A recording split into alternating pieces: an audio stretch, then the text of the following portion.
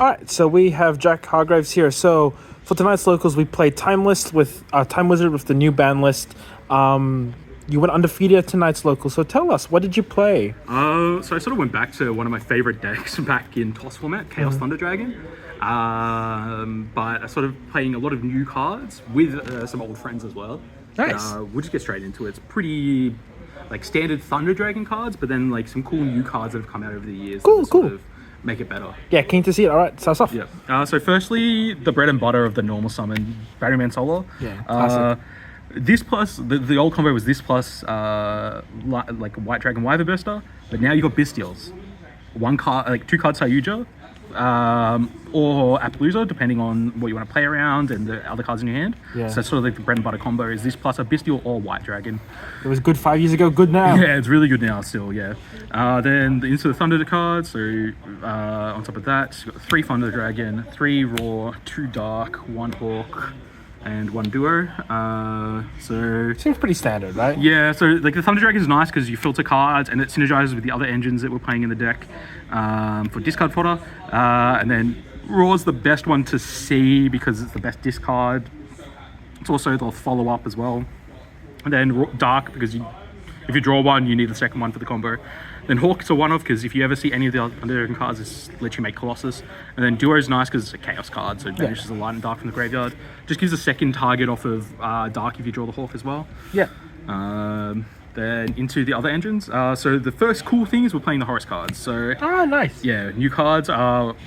Mercedes Dark, which is nice, so synergizes with it. But yeah, level 8 as well, which synergizes with the other cards we're playing in the deck as well. But yeah, so 3 Amseti, then one of all the other names, and then sort of my honorary 4th Amseti is a Magician's Souls. Yeah, okay. So the idea of this is you play a bunch of continuous spells that you don't mind like sending off at the end of your combo. So you play like the Branded Regained, you play the King Sark that sometimes you can send off, especially if you have like a second copy in rotation, or but it's also like for OTKing, this is really nice because you can send Amseti to the graveyard, summon this, and then make Selene to like OTK, which is Oh, yeah, no, that's a sick line. yeah.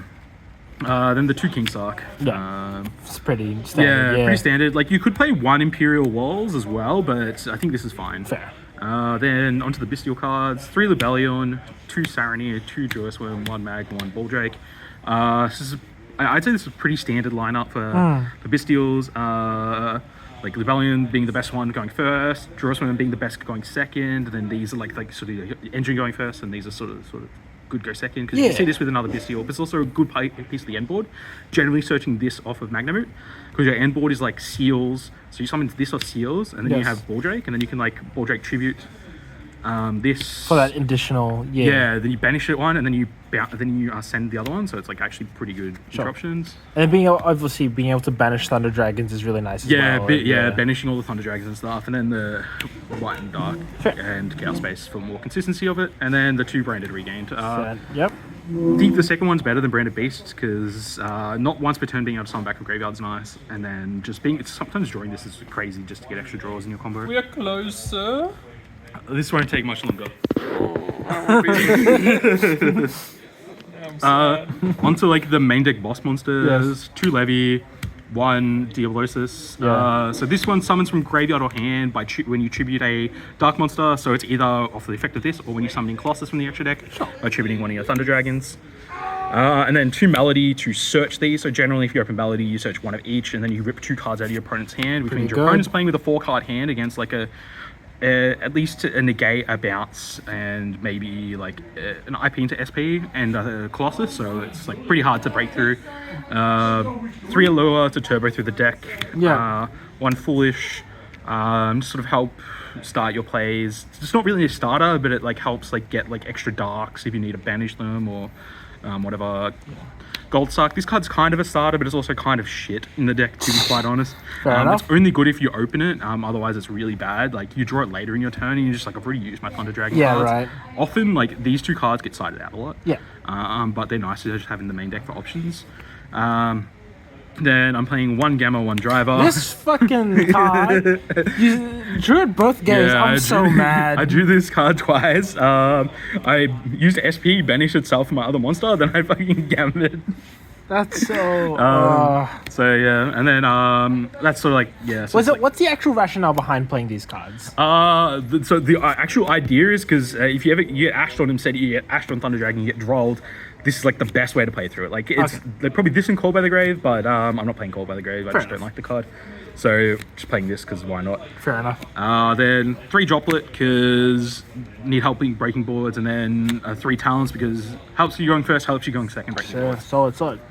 All right, extra deck. Yeah, onto the extra deck. So extra deck's pretty cool actually. So you play the 1 anima. This is for the 1 card combo off of the 2 card Appaloosa combo. Yeah. So you make this off of the token, so you can make Appo.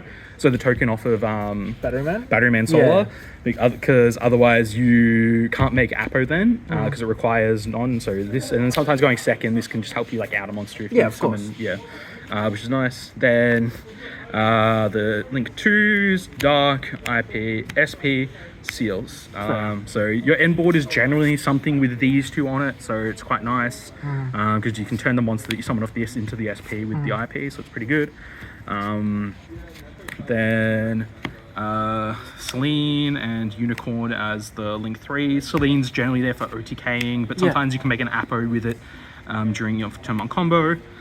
Unicorn's just a secondary target off of IP if you need to use the SP, but also sometimes you just need a Link 3 to make access code big. Yeah, right. Sayuja, I love playing this card. This was like the reason to play this deck back in the day, and today it's been so good for me. And then Appo, access code. It's just good Link 4. It's crazy how Sayuja went all that time without ever being hit, right? Yeah. To be fair, like the card's like not that great these days because it gets interacted with. It's really hard. That's the main reason why it's good in this deck is because you can always chain block it. Yeah, like almost always chain block it. Then you play the Coach King as well, which is just another Sayuja. So instead of playing 2 Sayuja, you play Coach King because sometimes you make this off the Horus cards or like with the Horuses and like a Levy. It's pretty nice. So many more rank 8s and level 8s that we have, So then 1 Zombie Vampire, 1 Photon Lord, 1 Hope Harbinger. So you make Photon Lord like earlier in the combo, you make Hope Harbinger later in the combo, so they can't attack over your stuff. And then the 1 Colossus. Colossus is really nice. Like going first, it's like a great piece of the end board, and then going second is just really good extender. Because you can just turn any of your Thunder Dragons like after you've used a Thunder effect into it, and then make an SP to banish stuff. So it's really nice in that scenario. And then you can always shuffle it back with Regain to then summon it again later. Solid. Yeah. So that's the extra deck. Now what's going on with this side deck? I see a Rescue Ace Impulse. So this side deck's a bit weird, but I've been a really big proponent of playing the 3 Impulse Fire Attacker and the 3 Phantasme recently on decks that can't play many hand traps. It's really nice to get into your board breakers. Sure. That's the main idea for it. So it's to get into the Droplet, it's to get into the Talents, it's to get into Engines, to unbrick with the bricky cards in the deck, because there are quite a lot of bricky cards. And then that's the main idea of that. Then 3 Denko. You don't really need your normal summon in the deck, so this is really nice against the back row decks. I mean, they played it then, they'll play it now, right? Yeah, exactly. And 3 Dark Ruler. Cool. Probably one of the better board breakers. I don't know what else to play in this slot. I don't really like Evenly in this deck because it does skip your battle phase, and this doesn't let you kill, but I'd rather be able to like Dark Ruler and then like clear their board completely, sort of thing. And then 2 Eradicator for going first. I never sided this in because I didn't have to go into a game 3 at all today. Fair. To everybody, surprisingly. But yeah, this deck's really fun. It just reminds me of like the classic Chaos, like the Danger Thunder decks from back in the day. The Chaos Danger Thunder decks. But with newer cards like the Bystials really help, and then the Horus cards make it like really consistent with getting your rank 8 plays and being able to like OTK and stuff with it as well. Nice. It's a super cool, unique deck. It's nice to see, Thunder with this ban list and whatnot, with all the new support, that it's actually quite formidable, honestly. To be honest, they probably could have just brought Colossus back to 3. I don't think it's that much of a problem. Yeah. The only thing it would change is I'd probably play a second Colossus, because often you'd use one of them to make a rank 8. That's the only difference that would ever make with having more than 1 Colossus. I guess like the pure deck can end on 3, but like if you can out 1, you can generally out 3. Yeah. Well, no, thank you.